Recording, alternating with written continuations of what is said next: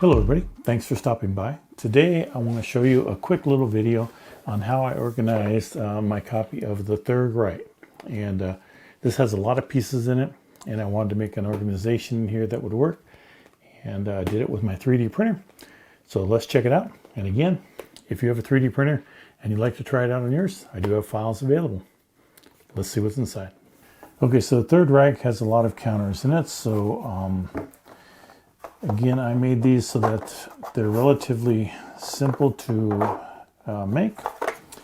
This one here has the lid that slides down on it, so it locks in a little bit better. This one here has a lid that comes off pretty easy. So I have them all separated by individual numbers, so it makes it real easy to pull them out. There's plenty of room here for some extra counters, room for the die here. This is a spacer, one that's available. These two I believe are the same size on the files, and then once you pull it out,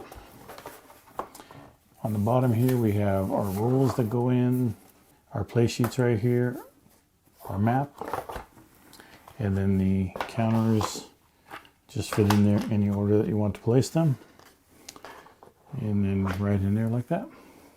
Now the half-inch counters, they do fly about, so you have to be kind of gentle with them, not move them around much, but you can see that everything's organized exactly however you'd like to organize them.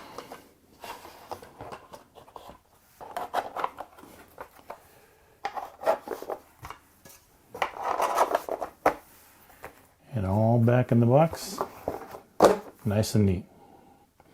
If you want the STL files, check down below. There's a link to my website, and you can download them there.